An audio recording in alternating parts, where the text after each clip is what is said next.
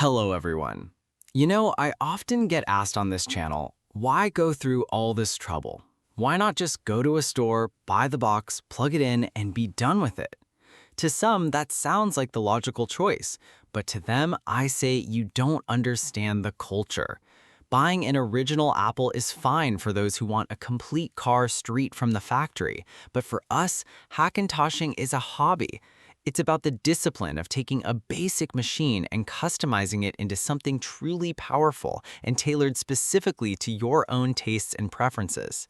There is nothing quite like the feeling of a custom-built machine that you've mastered yourself. It's not just about saving money, it's about the challenge. And when it's properly configured, these machines aren't just powerful, they are extremely reliable. Today, we are bringing macOS Tahoe to your laptop. It's a challenge that requires patience and precision, but if you're ready to move beyond the boring convenience of the pre-built box and build something rock solid, let's begin. Before we get our hands dirty, we must address the most critical question. Is your machine actually worthy of macOS Tahoe? In this hobby, we don't rely on luck, we rely on data. While some might point you toward the Rdrive guide, which is excellent for those who want a deep scholarly dive into ACPI patching, it can be quite overwhelming for a streamlined project. Don't get me wrong, Rdrive is the very foundation knowledge on Hackintoshing. I don't discredit anyone to start from there. I highly recommend to read that guide so that you have the idea on how things work. We're going to use a more efficient tool for our culture, OpenCore Simplify. Think of it as a digital detective that scans your internal components to see if they can survive the transition to macOS ecosystem. First, do a quick Google search, then find the project on GitHub, download the zip which is located at the green button labeled Code, then move and extract it to your desktop. Discipline starts with organization.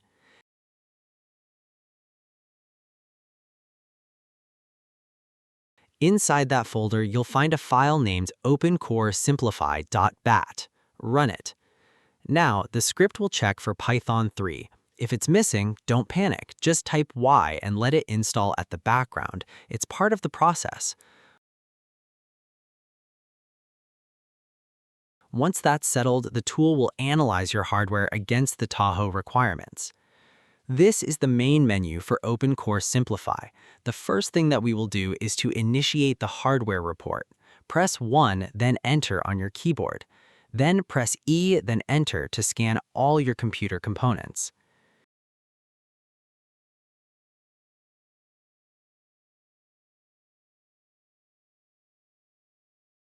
Here is what we're looking for. For CPUs with laptops, 8th or 9th gen Intel chips with UHG 630 or 630 graphics are the gold standard here. If you're running an 11th to 14th gen chip on desktop, you must have a compatible AMD GPU to play nice with macOS. The NVIDIA problem. If your laptop relies on NVIDIA Optimus technology, stop now. Apple dropped that support years ago and it is a non-starter for Tahoe. AMD fans, Ryzen 3000 or 5000 series with Vega graphics are typically favorites, though Tahoe can sometimes be temperamental with them. For this ThinkPad T480, most of the hardware is supported. We are looking into that light blue color on this report, which is a good sign. I do have unsupported hardware, which I will disregard since I don't use that anyway. If OpenCore Simplify gives you the green light, your hardware is capable of achieving great things. If not, it's better to know now before you carve up your drive. If you're compatible, keep that window open. We're about to generate the bridge to Tahoe. Now that we've confirmed your hardware is worthy, it's time to build the heart of your Hackintosh, the EFI folder. Press any key to continue. From here, since we're targeting Tahoe, type in 25, then press Enter. On this page, I will choose VoodooHDA since there's no need for further patching of the system unlike Apple ALC. Type 2, then press Enter.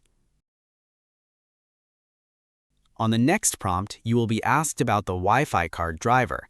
Typically, the ITWLM version is supported up to Tahoe, so we will choose number 2, or simply press Enter since by default it's automatically selected here. Then on this part, let's customize the SMBIOS model by pressing 5, then Enter. You can select from numbers 63 to 66 on this menu. For context, the notable supported Intel models include the 2019, so that means we need to set the SMBIOS somewhere 2019 and above. For now, I will set it to 63. By doing that, our SMBIOS is now changed into MacBook Pro 16.1 for better compatibility of our machine. Press letter B, then Enter to go back. Then it's time to generate the OpenCore EFI. Hit number 6, then Enter. The script is now analyzing your system, identifying your CPU generation, your GPU, and your audio codec. It's essentially drafting the blueprint for your machine to speak Apple. You'll see it downloading the latest stable version of OpenCore and the essential texts like Virtual SMC, Lilu, and whatever green. These are the pillars of a reliable build.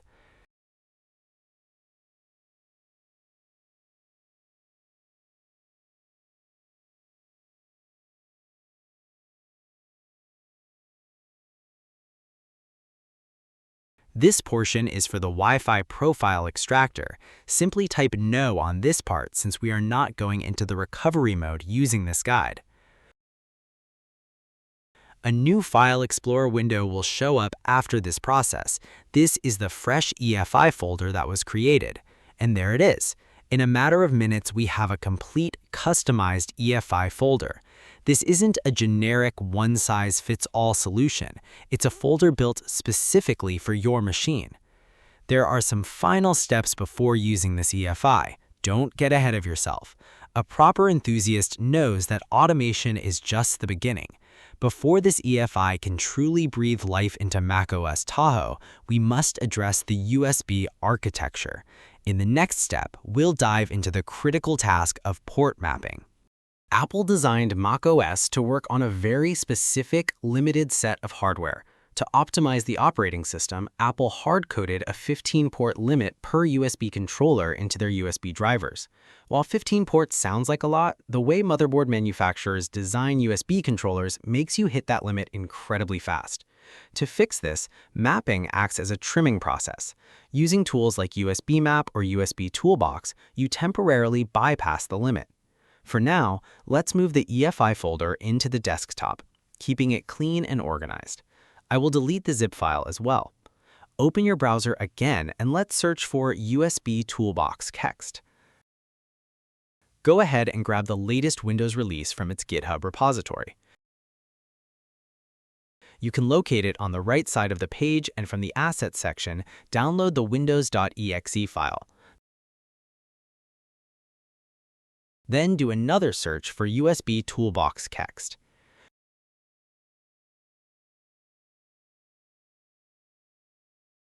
Grab the latest release from its GitHub repository, locate and download the one with release on the file name that is unzipped file.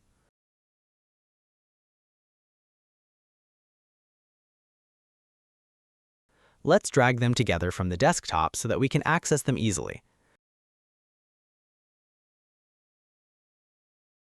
Once you open it up, it's going to drop you into a command line interface. Double-click the windows.exe. Don't let the text interface scare you off. It's very straightforward. First, type C and hit Enter to jump into the Settings menu. We need to turn off the option to bind companions. Type C, hit Enter to toggle it off. You will see the red disabled text beside it. And then type B to back out to the main menu. This setting ensures USB Toolbox can properly interpret your hardware's USB port capabilities. Now, type D and hit Enter to start the port discovery process. This is where you grab a physical USB 2.0 and a USB 3.0 device, like a flash drive or a mouse, and plug them into every single port on your laptop one by one. You'll see the terminal light up as it discovers which ports are physically active. Once you've mapped every port, type B to go back. From the main menu, type S to select your ports and start building the text. Once they're selected, type K to finally generate the utbmap.txt file. On my case, there's one USB port that hasn't been enabled. I will just ignore it for now. The tool will drop a completed utbmap.txt file right into our desktop. You can see the full path of the file as shown here. We can now close this command prompt window. Let's do another search for USB map corpnoot. From this page, download the file from this green code button. Again, move it into the desktop, then unzip the file and go inside that folder.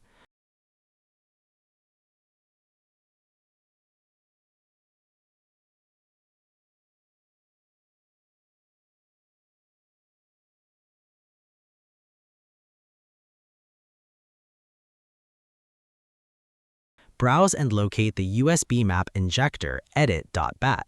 Double-click it to run the program. Another command prompt window will show. From here, simply drag the UTB map into that window, then press Enter on your keyboard.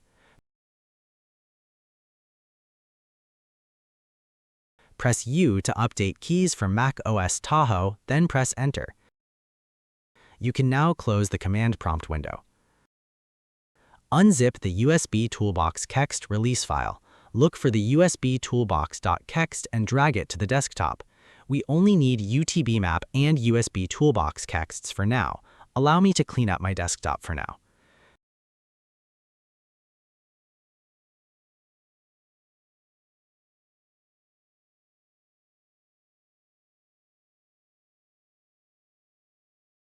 Moving on, go in the EFI folder, under OC, then Kext subfolder. Simply drag the two kexts from this folder.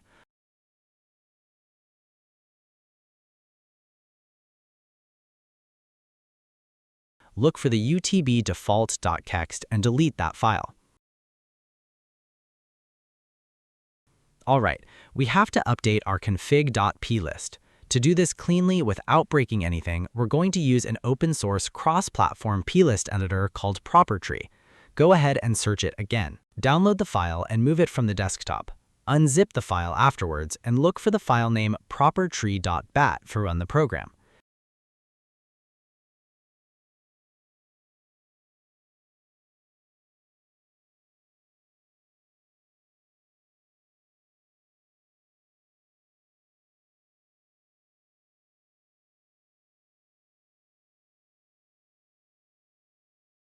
Minimize the black command prompt window, and from the ProperTree main window, click on File, then Open.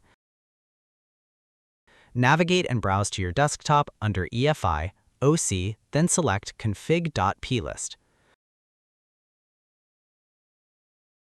From the File menu, select OC Snapshot. Above that window, make sure your path is pointing on your desktop where your EFI folder resides, then click Select Folder. Save the configuration by going into File, then Save. You can now close the program. The EFI folder is now Tahoe compatible, USB map is locked into the boot manager, and our core boot package is officially complete. Let's get started by gathering all the essential files we will need for this project. First, open up your preferred web browser, head over to my website, and give the page just a moment to load completely. Once everything is up on your screen, look for the green Download button and go ahead and click it. This action will automatically redirect you to a MediaFire hosting page. Once you arrive there, find and click on the large blue Download button to initiate the process. Now, a quick heads up.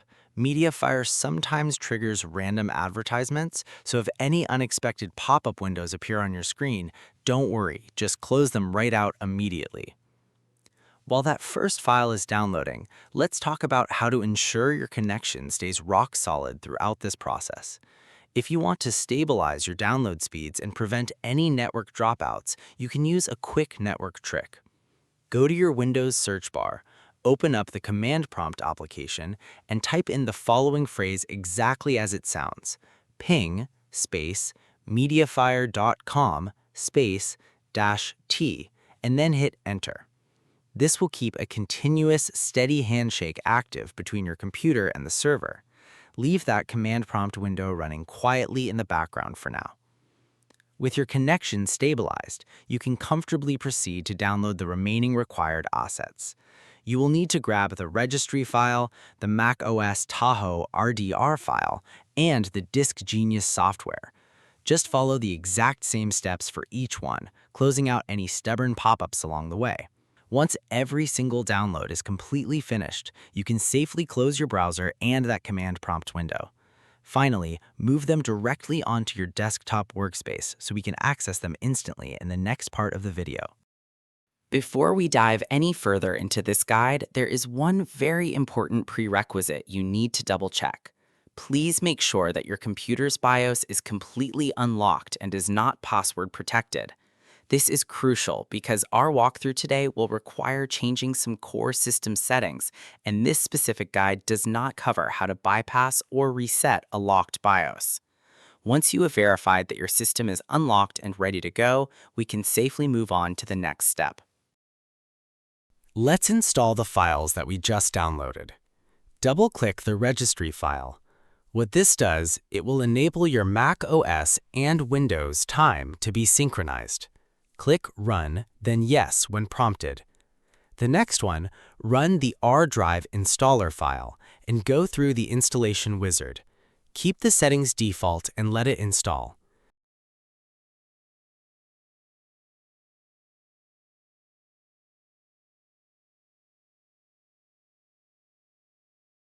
On the last prompt, uncheck the Launch Rdrive image. We are not going to use it for now. Right-click on your Start button and select the Disk Management from the menu. Most laptops out there ship with a single SSD drive. Locate your main OS partition, usually your C drive. Right-click it and select Shrink Volume. We are doing dual boot setup for this one.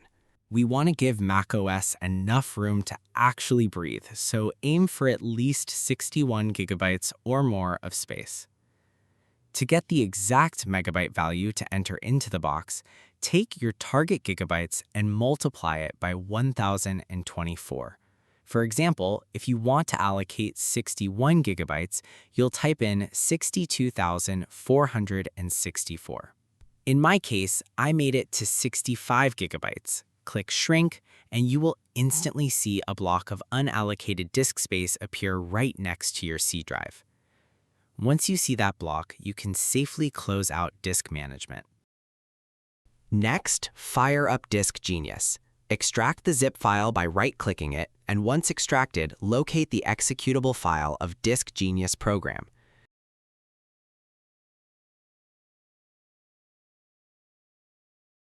Click the Agreement button and click OK once it loads. In the left-hand panel, select your main disk drive. Now, look closely at the partition table style. It must be set to the GPT partition scheme. macOS won't even think about booting from an MBR drive. With your GPT layout confirmed, right-click that empty, unallocated space we just carved out and select Create New Partition. In the Settings pop-up, switch the file system type to EFI System Partition, ESP. For the partition size, enter 300 megabytes. Under the volume label, type in OpenCore Boot so we don't confuse it with your default Windows boot partition later. Click OK, and then go up to the top left corner of Disk Genius and click Save All to commit these changes to your drive's routing table. Now, double-click that brand new OpenCore boot partition right inside Disk Genius to open its root directory. Move the Disk Genius window just a little bit and grab that EFI folder on your desktop. Drag it directly into the Open Disk Genius window and drop it in. Click OK when the program prompts you to confirm the file copy. Go up to the top menu, click on Tools, and look for the option that says Set UEFI BIOS Boot Entry. Click it, and a new management layout will pop up. Go ahead and click the Add button to create a brand new boot path. Now, look at the drop-down menu at the top of that window. You need to explicitly find and select the OpenCore partition we built back a while ago. Don't select your main Windows partition here. Once you've chosen the right volume, use the File Explorer window underneath to navigate inside the EFI folder, then into the OC subfolder, and highlight the file named opencore.efi. Once you've selected, look over to the right side where it asks for a name. Type in something plain and highly recognizable, like OpenCore, so it sticks out. Now, here is the golden step. Highlight your new OpenCore entry and click the Up button a few times until it sits squarely at the very top of the boot priority list. This forces your laptop's firmware to hand full control over to OpenCore before Windows even gets a chance to look at the drive. Click Save Current Boot Entry to permanently write this rule to your motherboard. You can now close all the window on that Disk Genius program. Locate the macOS Tahoe Restore image you downloaded from the resources links and double-click it. This will automatically kick open the Rdrive image application. It will immediately prompt you for a password to read the secure archive. Go ahead and type in lightmint09 exactly as it is, then hit Enter to clear the prompt. Now pay very close attention to the mapping screen here, because choosing the wrong block can wipe your entire drive. At the top of the interface, click on the Source section. This is your loaded Tahoe image. Next, look at the visual map of your target disk at the bottom. You need to select the exact unallocated disk space block that sits directly below your main target disk layout. Select that clean, empty, unallocated disk space. Once you have both the source image and the unallocated target highlighted correctly, click Next at the bottom right. Rdrive will now begin rewriting the partition blocks and restoring the actual macOS Tahoe operating system file structure into your drive. Since we are dealing with a raw sector restoration, this part might take a few minutes depending on whether you are running a standard SATA SSD or a blazing fast NVMe drive. So far, that was plenty of information. Grab yourself a glass of water and drink.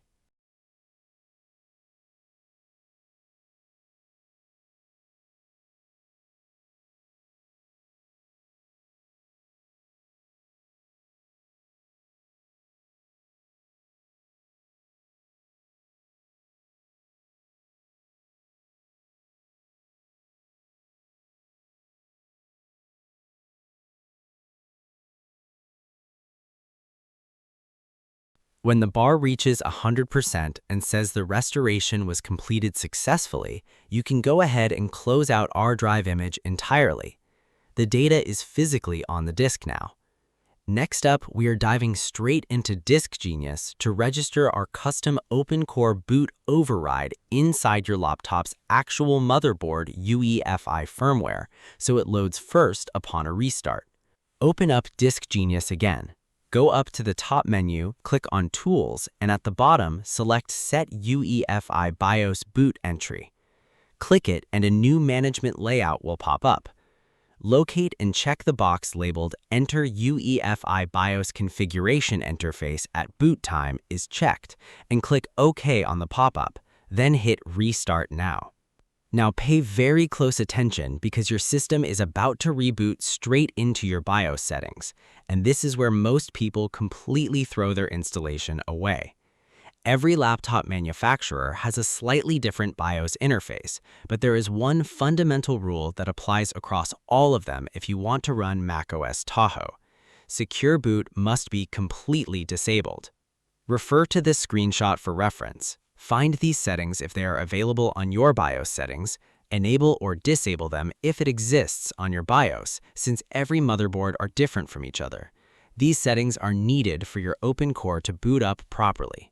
Hunt through your Security, Boot, or Authentication tabs, find Secure Boot, and switch it to Disabled. If you leave this turned on, your motherboard will flag OpenCore as an unsigned bootloader, refuse to run it, and you'll instantly lock yourself into an endless, frustrating boot loop. If your laptop has options for fast boot, disable that too while you're in there. Once your BIOS configurations are matched up, save your changes and exit.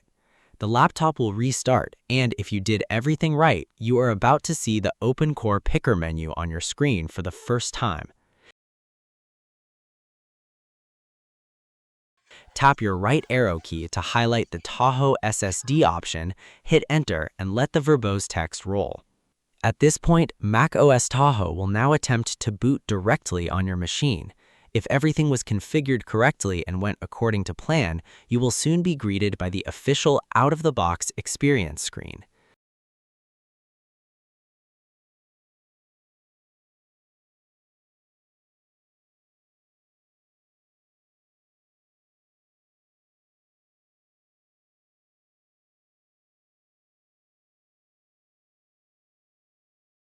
This is where you get to configure your brand new shiny macOS installation. Go ahead and click through the standard setup prompts, like choosing your language, region, and network, and continue following the on-screen instructions until the setup finishes and you successfully land right on your new desktop.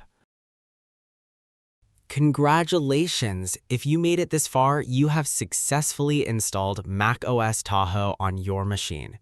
Feel free to explore the new environment, check out the liquid glass interface, and test your system to ensure everything is running smoothly. I have put together a dedicated list of post-installation tutorials in the description box below.